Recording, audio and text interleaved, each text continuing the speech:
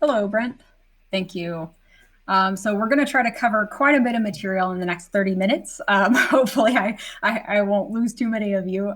So this will be a good way to kind of wrap up on a very quick, jam-packed last 30 minutes here. So one of the things that I had kind of come across in the last year or so is that a lot of times with Cypher, I would hit kind of a roadblock where I thought I understood the cipher and I thought I knew how to approach the logic for a query, but then I would run into problems or I get errors I wasn't expecting. And so I kind of then took an approach of kind of a trial and error method. Okay, hack at this doesn't work.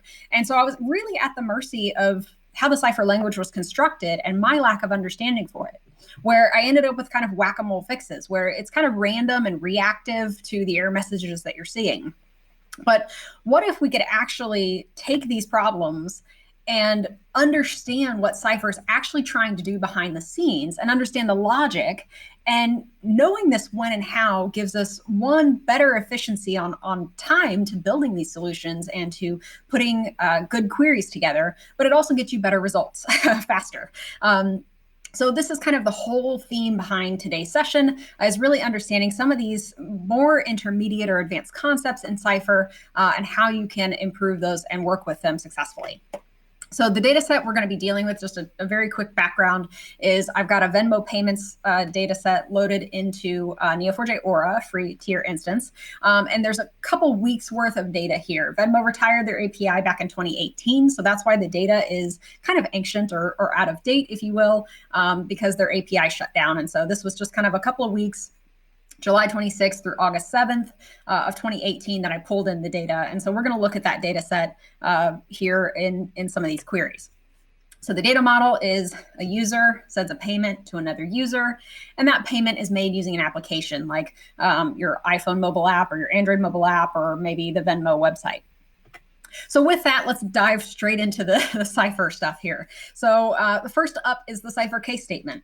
One roadblock I hit when I started dealing with the Cypher cases, I wanted to approach it like I did a programming language, like Java, which is kind of my background. But the issue with this is that Cypher isn't designed, or the Cypher case statement isn't designed to handle variable setting and complex conditionals. So here I was trying to put in Java programming logic into my Cypher case statement, and it wasn't getting good results back. So these were the two queries that I tried. Now, note these are not to be followed. These are the ones that don't work. But this is the bad syntax. So I was trying to take a CSV file, create companies. And if you've done a whole lot with data, you may have seen before where somebody will put in kind of like initials or single letters that stand for a longer term. And here we've got a P that stands for a public company, an R that stands for a private company, and G that stands for a government company. And so what I wanted to do is I wanted to take these values and I wanted to put them into Neo4j as the meaningful full explanation term. And so here's what I was trying to do. The first case statement there on the left, I've got my CSV file, I'm creating my companies, and then I'm using a case on the type column in the CSV. When that type column is a value of P, set the type to public. When it's R, set the type to private. When it's G, set the type to government. And otherwise set it to other. But that wasn't working. So another thing I tried was here on the right-hand side. I've kind of created this type variable that's there in green, as I would with Java, or any type of, loop or case or switch or whatever you're dealing with. You can create a variable and set things to it, right? And so that's what I tried to do here. When P set type equal to this, and then I could use that type either to return it or to set a property on a node. But again, not how Cypher case statement is working. How it's actually designed is there's two different use cases for this. So you can compare an expression against multiple values. So in that first Cypher statement there at the top, we have a person managed by a manager who oversees a department. And we want to say, okay, what's going to be the contact for this person? What's the best way to contact them? So we're going to evaluate the person's role. If it's a management role, then we're going to say, give them the department phone. That's the best way to reach them. If they're a business role, then go ahead and put the user's business phone. If they're a technical role, give them the email address. Developers don't want to get a phone call, right? We want an email. Otherwise, just set to the department email. You're going to get a hold of somebody through that. So here we're taking an expression, in this case, the property of role on the node person, and we're evaluating the values of that and saying, when it's this, do this, when it's this, do this, etc. Our second example here is you can take multiple conditional statements and express them in a case statement.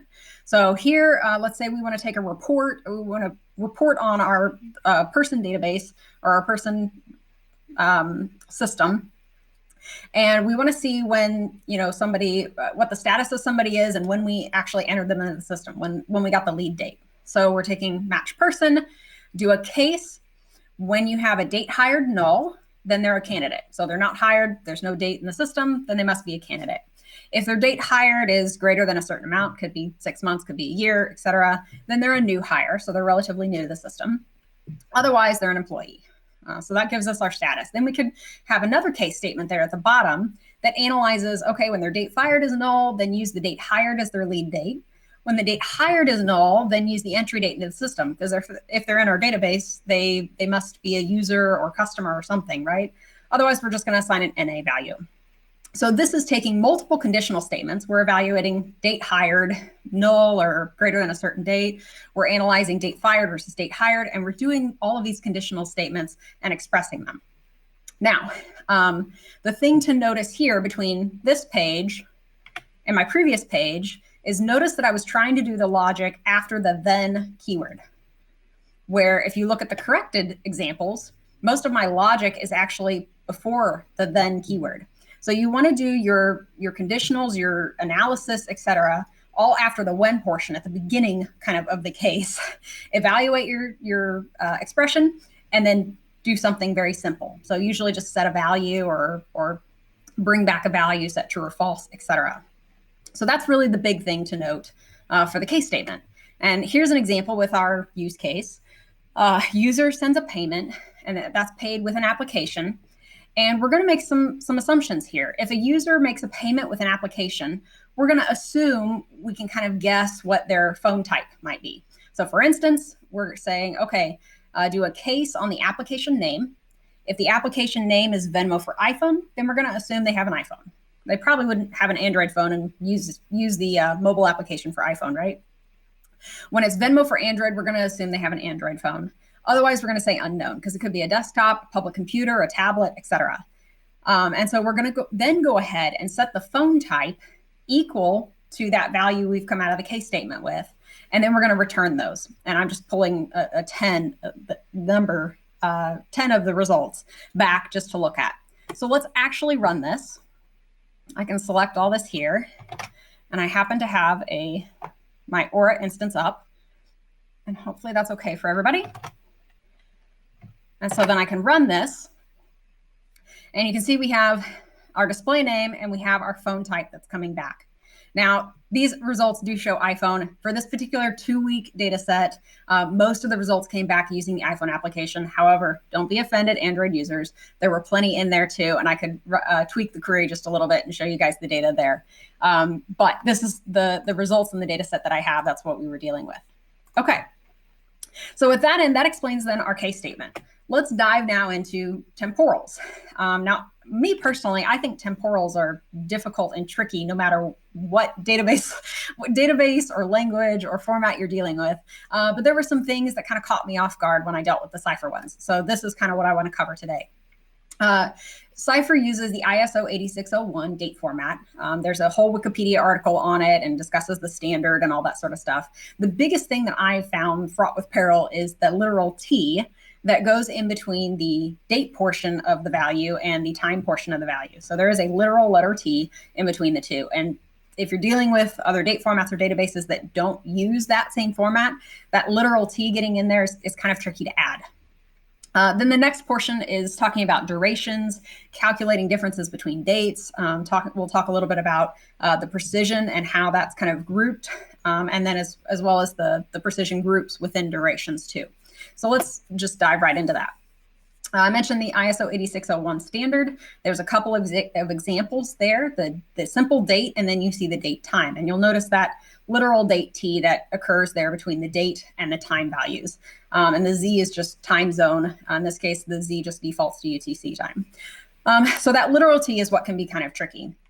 So how do we translate to the ISO 8601 if we're dealing with other things? Cypher will accept a temporal value in ISO 8601 format, and it will also accept strings in an ISO 8601 format. But what if you're dealing with absolutely anything else? You get an error. This is where APOC comes to the rescue. So if you don't know what APOC is, it's a utility library for Neo4j. All kinds of users and customers and everybody use this library. There's over 550 procedures and functions. And you'll notice kind of my theme throughout this presentation is chess. I like to think of APOC as kind of the queen on the chessboard. It can pretty much do anything and cover every sort of functionality that you need it to. And that is APOC. That sums up APOC. So with that, let's take a look at some examples. The first example is with epoch time. So if you're dealing with an epoch time format, how do you get it to something Neo4j will understand? Epoch time is a Unix system date and time. If you're dealing with processes, logs, scripts, anything else like that, you might be familiar with epoch time. And it calculates the seconds since 1970, January 1st at midnight UTC time. So that third bullet point there with the massive long number highlighted, that's actually the end time for this session in epoch seconds. And so that's the number of seconds that have passed since January 1st of 1970, excuse me. So you can handle this sort of date format using apoc.date.format as well as apoc.date.to-ISO 8601. Let's look at some examples. So here's that epoch time, that's the session end for this current session. And we can return, pass that into the apoc.date.format. You can either format epoch time in seconds or in milliseconds. This one happens to be in seconds. And then that third parameter there, I'm specifying the format that I want it to go into, which is the ISO 8601 for us. And that'll format our string and give us a string value back of that format.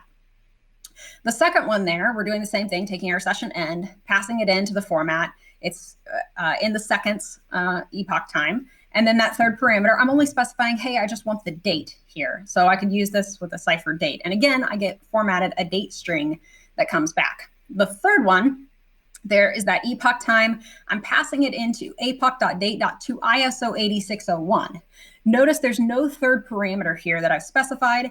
But the to-ISO 8601 automatically formats it to a date time in the ISO 8601 string format still, but still formatted correctly without you having to specify the values there. So let's take a look at these really quickly. I can take this and move this over here. Run that and see I get my value here with the literal T in the center. Nice, that works really well. Let me see if I can go back to Keynote here and grab my second query. Where did it go? Oh no, where did my browser go? Oh, come on. Where did it go? Oh, no, dang it.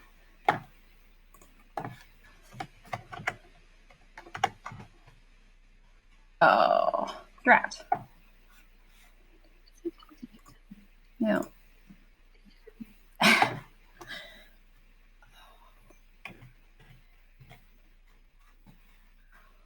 I'm in full screen.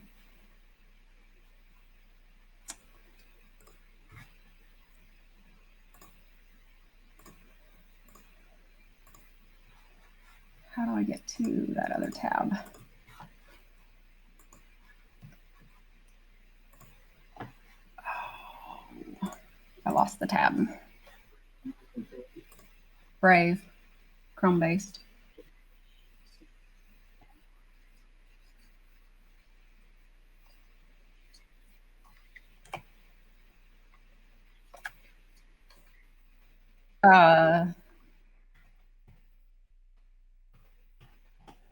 Nope, I have to have it highlighted though, I think. Looks like.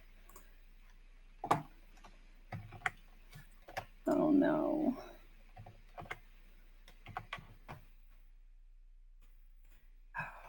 When I went full screen on something, that's what I've lost.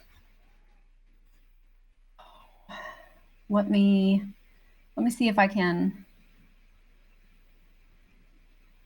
Window. Here we go.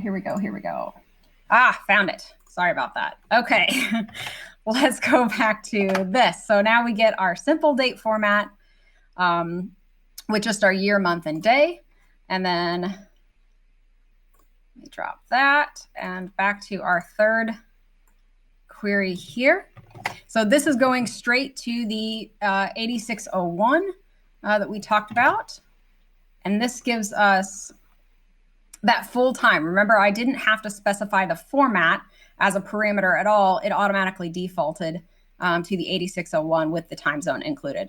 And then, of course, with this string, I can actually use the Cypher date time function, as you can see right here, wrapped around that APOC function, and then it will give me the Cypher formatted ISO 8601 temporal type that I want.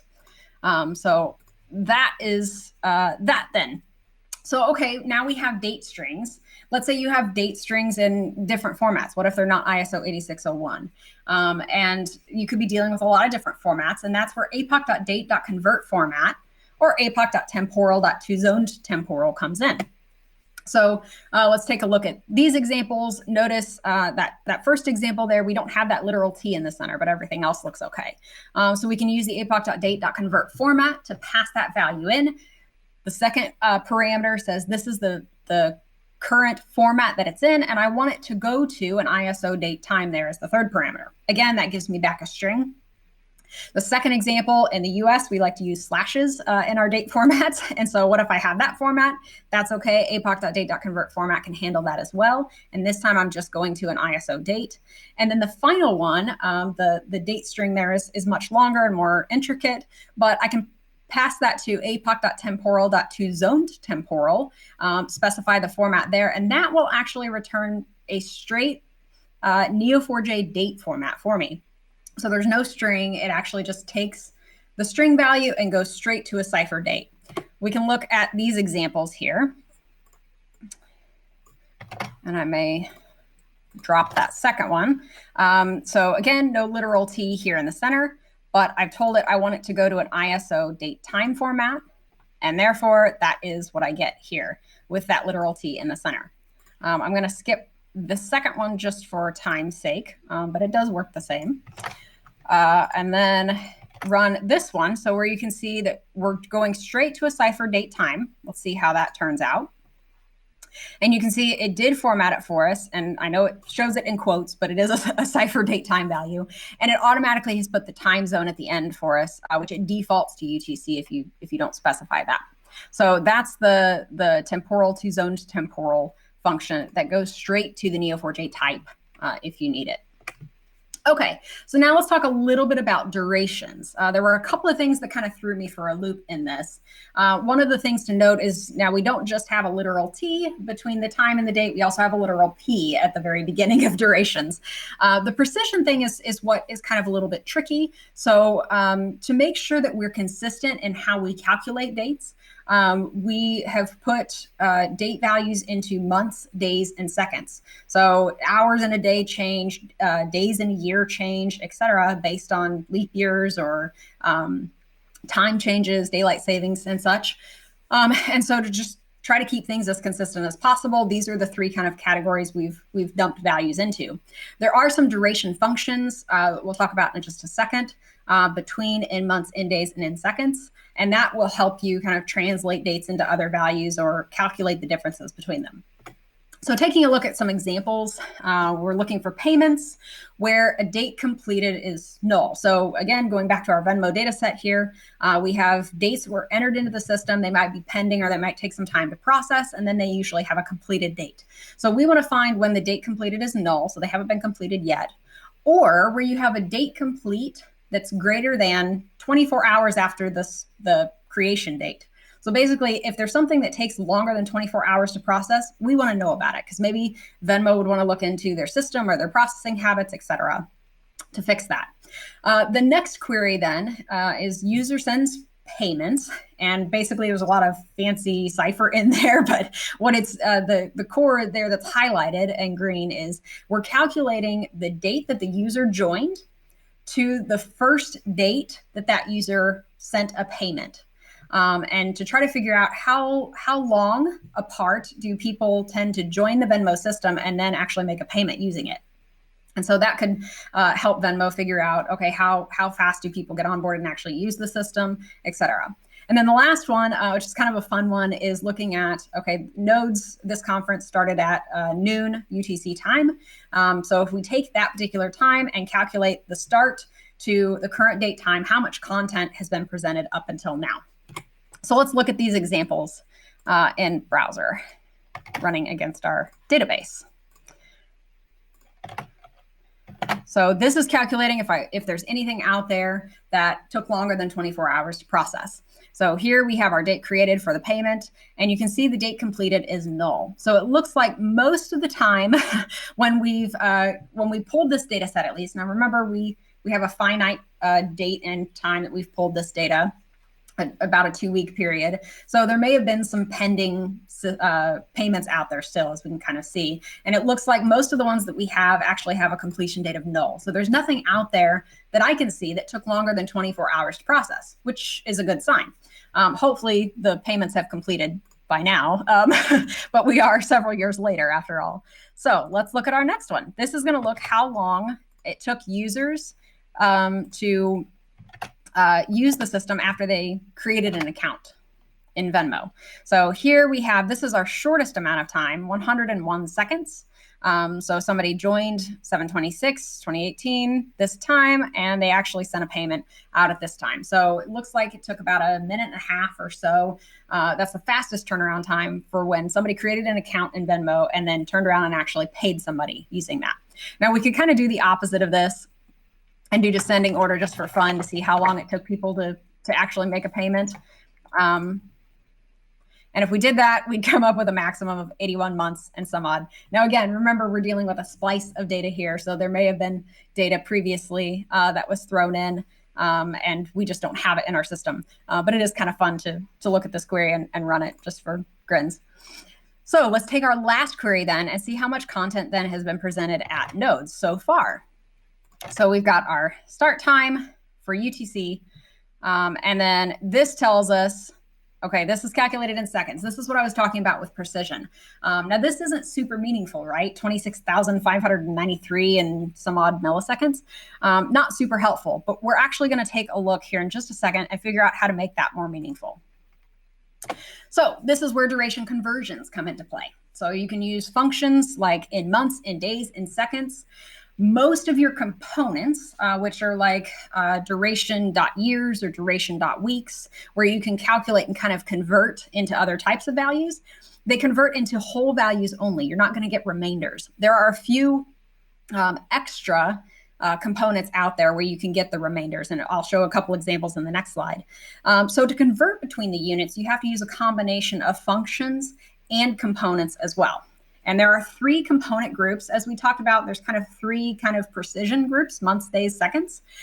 And what I found is if you have a duration in one of these rows, so let's say, for instance, that I have a number of days, that second row there in the table in the image, I can convert very easily between weeks and days, no problem. But if I want to go up or down a row to years, quarters, months, or to hours, etc., I need to use one of those functions in order to convert the entire value over. So again, components, you'll only get whole values. Functions, I can actually convert that whole value into another group, and then I can access anything within that group. So for instance, if I had days and I wanted to go to, let's say, months, I would need to first say in months, duration.in months, pass in my duration of days. And then I could use .years, .quarters, .months to convert that. So let's look at some examples. This is kind of a complex thing, and I cover it probably more in detail and more descriptively in my blog post that's out for this, but let's look at some examples. So here I've got that same query that we just ran, users sending payments, and I'm calculating all they're pulling all their dates in and say, I want to figure out the distance between times of when they joined and when they first paid somebody using Venmo. So here I'm doing a duration.in months from the date that they joined and the first time that they made a payment. And then I'm grabbing the years component. So I have to convert it first to months, and then I can grab that years component off of it. Again, I can't move to different rows in that table that I showed. I need to calculate within that. And then I do that duration.in months, and then I can grab the months of year, which is how I get that remainder and portion value out of this.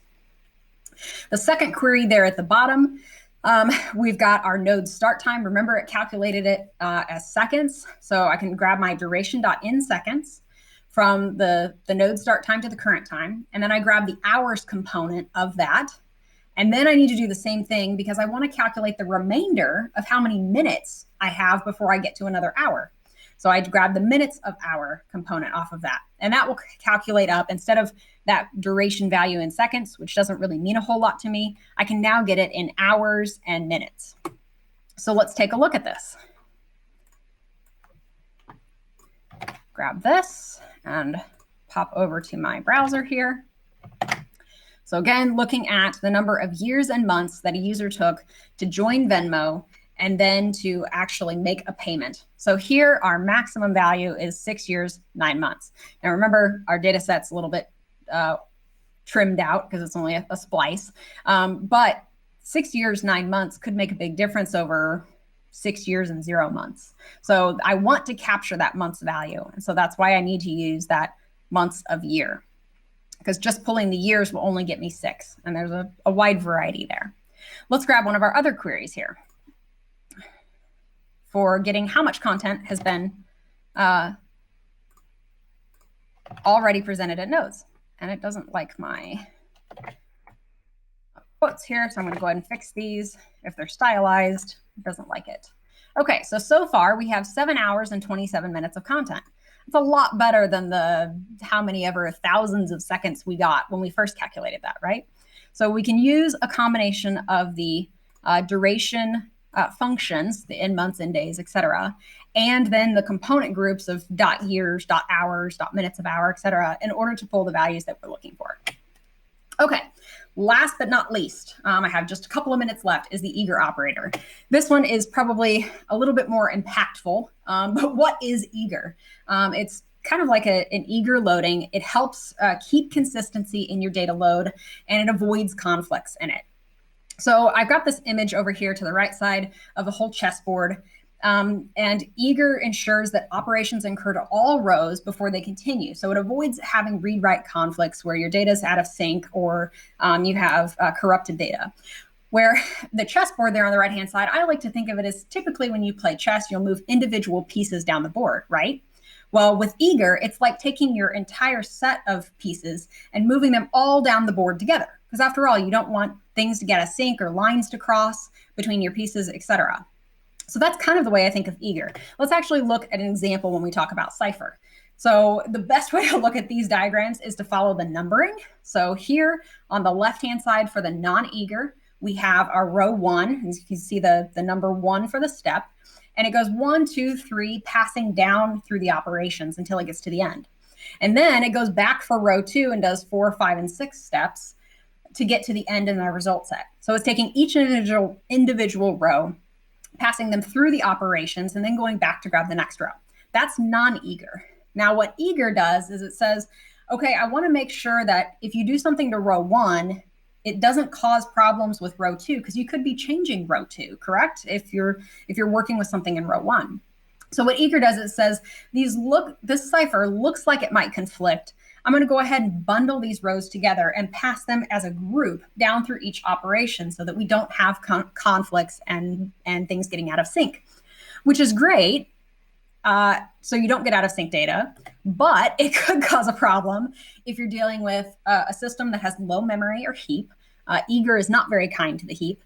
If you're dealing with a large data set or a lot of heavy updating to your data set, that can cause problems. Or if you're super sensitive to query performance for loads or updates or massive transactions.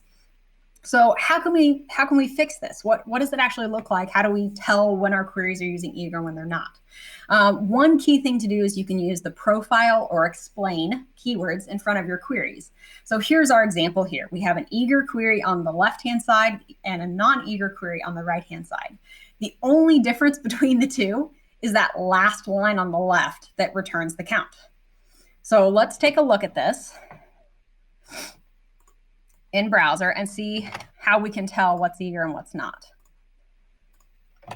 So profile will actually run the query behind the scenes, and it'll tell you things like the number of database hits that are going on in the query, etc. And you can see we get our eager aggregation here at the bottom, and the count star is what's causing that.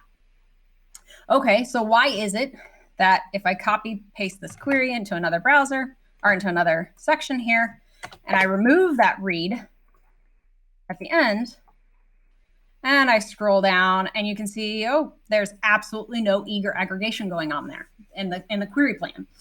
And that is because when you do a read at the very end of your query, you could potentially, part of your query beforehand could be impacting that.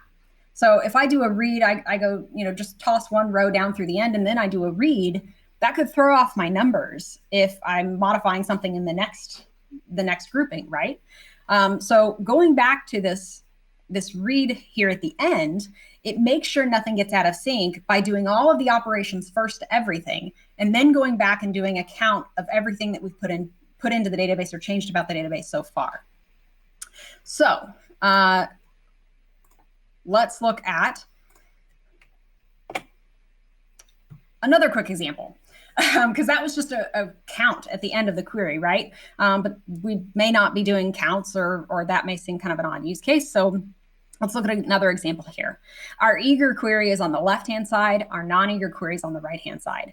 The reason that the left-hand side uses eager is because we're doing a match on the payment after we've done a merge on the payment. So if you have, basically you're reading the data you've just written, and therefore it could have conflicts in it. And so it will go ahead and use eager on that. Where if on the right-hand side, I remove that match, all of a sudden it doesn't call eager in that. So the best way to avoid this is to separate your operations out. So individual, take your writes into a query and then do reads in a second query, or come back and reads with extra merges and things like that. Use profile and explain on your queries. And if you have trouble, don't hesitate to ask for help. We have all kinds of Stack Overflow or our forum that I've linked here in the Cypher channel. Try to figure out why something's using eager or why it's not. It can actually make a huge difference. So quick recap. So for case, it's not like a programming language logic. You can't do variable setting in it. You either need to compare against a set of values, or you need to do multiple conditionals in that. Temporal, the ISO 8601 format can be kind of tricky. And then the durations and calculations and conversions and things like that can also kind of trip you up, especially on precision and converting across months, days, seconds. And then finally, eager, if you're dealing with a large data set or a lot of heavy processing and your queries are running really slowly, the best thing to do is use profile and explain to figure out if eager is being used. And if so, then try to separate your read and your write operations out where it doesn't pull in that eager. So I have a few blog posts out there that talk a little bit more in depth about each one of these things. And do feel free to reach out to me or on the Cypher channel in the forum there at the bottom. I'm happy to answer questions, or we're happy to kind of go more in depth and help you guys kind of optimize your query performance. So last but not least, I know I'm pushing time here. There was a tweet that went out that SQL now has where you can figure out dates that are available in the next month. So if you can write this in Cypher, let me tell you, it's simpler than this even. But the first 5 to contact me or to direct message the Neo4j Twitter, we will give out the new Neo4j logo shirts, 5 of them. So I'll go back through and look at the date and timestamps to figure out who the first 5 are that submit the problem to this in Cypher, or the query to solve this in Cypher. And those are my contact details, as well as Neo4j's Twitter account. So with that, we will wrap up. Thank you guys very much for bearing with me, and hope we can all watch the closing keynote for Nodes. Thanks.